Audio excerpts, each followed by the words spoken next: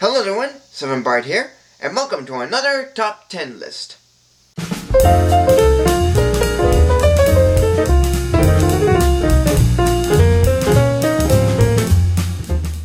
a lot of animated shows out there these days, the most recent series I have enjoyed is My Little Pony Friendship is Magic. I've already dedicated a whole month to the series last year through my favorite main 6, favorite secondaries, favorite episodes, and a review of the Equestria Girls movie, as well as a review of the second Equestria Girls movie 2 months ago. So, while the 5th season is on its hiatus, I'll be presenting another top 10 favorite episodes from the series. And half of the episodes here were the runners-up from last year, so some of you might already know what they are, but at least it gives me a chance to talk about them. So let's get to it with a list of my top 10 next favorite MLP episodes.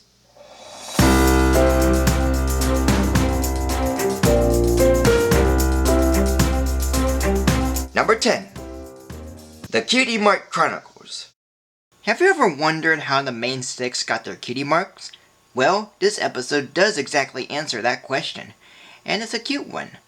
The CMCs, of course, are having trouble getting their cutie marks, so Scootaloo wants to ask Rainbow Dash how she got her cutie mark. But as the CMCs went to find her, the rest of the main 6 explain how they got their cutie marks, and each of them are cute and enjoyable. Though I have to say the way each of the stories are connected is pretty obvious and predictable from the start. But taking that out, the rest of the episode still works as a sweet and adorable look into the main 6 as fillies. And they all work out in the end, and they all work on their own. All in all, the whole episode is very sweet and well made, and a good flashback episode. Number 9. Swarm of the Century. This is a case where not only a swarm of pests cause havoc in Ponyville, but then it throws in an out-of-nowhere lesson about friendship, even though Twilight never learned anything, but we'll get to that. Fluttershy comes across an insect called a parasprite, and shows it to her friends. But the little bug multiplies, and each of the main 6, except Pinkie, kept one. But they each find out that the more the parasprite eats food, the more they multiply. So Twilight tries to think of a way to rid these bugs before Celestia comes to Ponyville. Now, Twilight's friendship lesson somehow feels a bit sudden in my opinion. Although you could say that Pinkie gave her the lesson when she's busy driving the swarm out, but I'm just up in the air about it.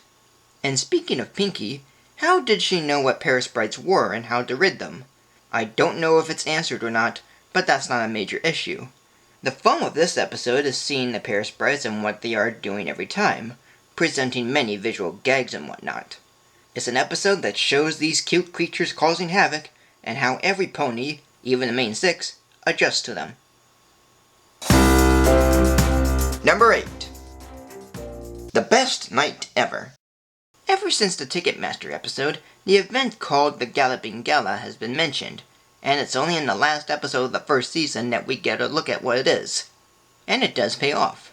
The main 6 head to the gala, and each have plans for the night. Applejack selling apple treats, Twilight chatting with Celestia, Rarity meeting Prince Blueblood, Pinkie throwing a party, Fluttershy hanging out with animals, and Rainbow Dash hanging with the Wonderbolts.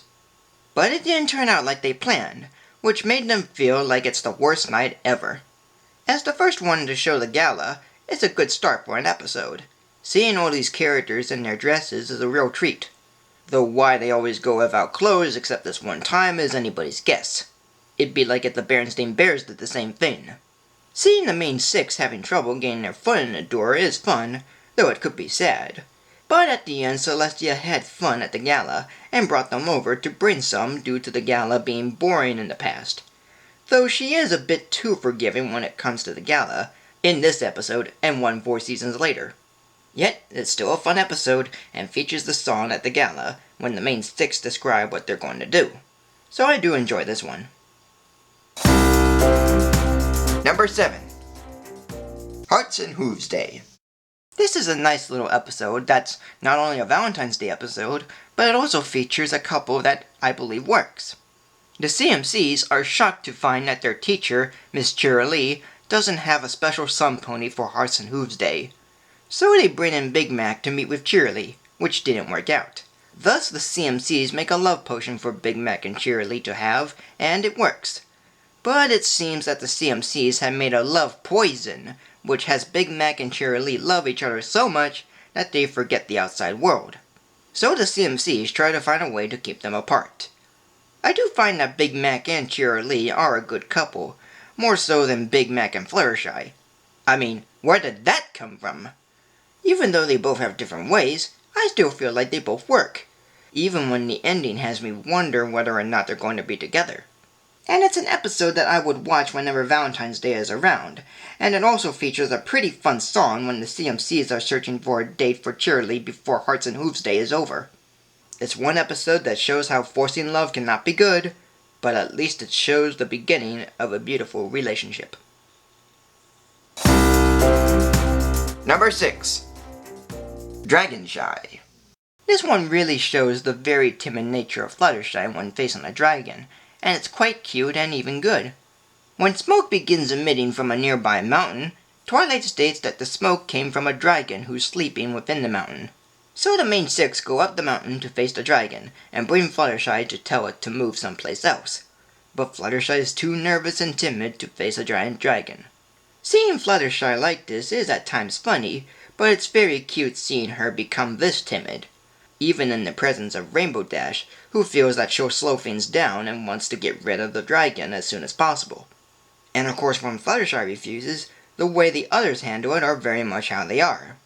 Yet as predicted, Fluttershy ends up ridding the dragon, but only when her friends get hurt. Well, that's a friend for you. But the way it all comes down to is a nice episode about facing your fears, literally, and just a simple setup of seeing the main 6 on a mission. It's easy to know and fun in that regard. What more is there to it? Number 5. Stairmaster. This one does introduce Fluttershy's talent to face an animal that won't calm down, but it also shows how she babysits. Due to filling orders for outfits, Rarity won't have time to babysit the CMCs, so Fluttershy steps in to babysit them. Yet she does have trouble trying to keep them settled and getting them to bed. But when Sweetie Belle sings a lullaby too loud, it scares the chickens, which has Fluttershy use what's known as the stair, which has the CMC sneak out into the Everfree Forest to find one of the chickens that got loose, which has them come across a cockatree. It's certainly nice to see Fluttershy act in this manner because she rarely does it. Even though it's only in one episode, it's still of good use. And even how she babysits is very nice too. Her lullaby to sing the CMCs to sleep, her use of the quiet game, it's all pretty cute and lovable. And with the CMCs giving Fluttershy the nickname Stairmaster, and an abundance of very sweet scenes, this episode is a lovable and pretty adorable one. Just don't let her give you the stare. Number 4. Dilly Vanilli. This one's pretty nice and even sweet too. It gets to show Fluttershy at her best when it comes to singing. As a male, that is. Fluttershy enjoys the singing of an R&B group called the Ponies, and sings along with them from a far distance. But Big Mac, who was a part of the group, loses his voice, and thus Fluttershy is brought in to sing for him by changing her voice into that of a male. And so she's not seen and only her voice is heard, and Big Mac is just lip-syncing to it. Not only is this the second appearance of Flutterguy from Bridal Gossip, which is basically a man's voice coming out of Fluttershy, it also features good songs and a nice lesson about overcoming one's fear, which is Fluttershy's stage fright. But just seeing her get into it all without being noticed is fun, even when she takes it too far by accidentally pulling the curtains. It's an episode that has good singing, good songs, and a nice lesson that really stands out. And it's certainly one that I enjoy very much. Number 3. Maud Pie. Not only does this episode make the first appearance of Pinky's sister, it also brought a character that's the total opposite of Pinky, and is pretty funny. Pinky is excited to have her sister Maud visit Ponyville and meet her friends. But once she came, the rest of the main 6 are having trouble making friends with her, and are trying to not upset Pinky about it. And this is some pony whose life is nothing but rocks and acts and talks very monotone. But I actually really enjoy this character. Every time she talks, it just makes me giggle. It feels like if Winona Ryder and Christina Ricci took their bland performances and mixes them into one. And even though she only made one appearance, I sort of see her as like a one-hit wonder. And it's quite a shame that she appeared just a few days after I did the top 10 secondary characters, because I would have put her in there. But aside from that, the whole episode is really good. It introduced a character that's really funny, a thoughtful lesson about treating unfamiliar newcomers, and it's kind of effective once you get to know it. Or her, in this case. Number 2. Power Ponies. With a lot of things about superheroes these days, the series went on to parody that subject, and it's really fun and really enjoyable. Spike really gets into the reading of a comic book called The Power Ponies, and while the main six are cleaning up the princess's old castle, Spike wants to join in, but Twilight declines his help due to his comic reading.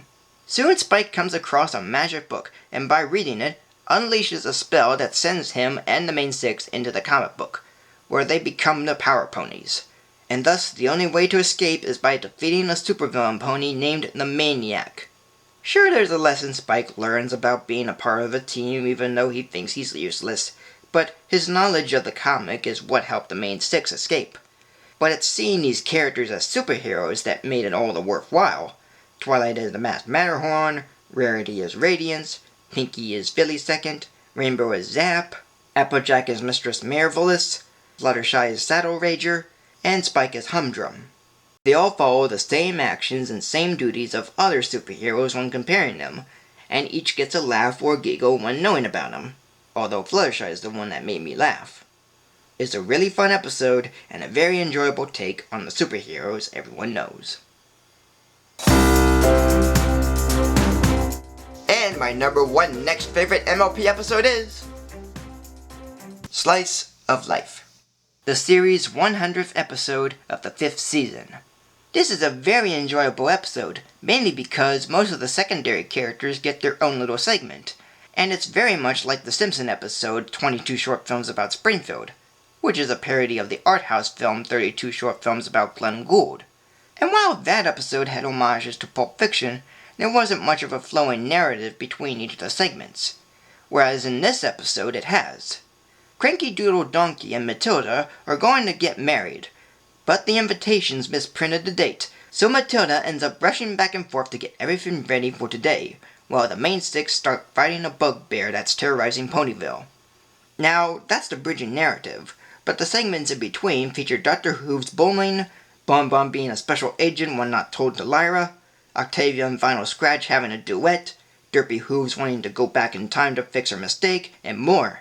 And I often feel like this episode was mostly made for the fans, because all the bronies put a lot of care and thought into giving the secondary characters their own story or identity through artwork and whatnot, more so than the main six.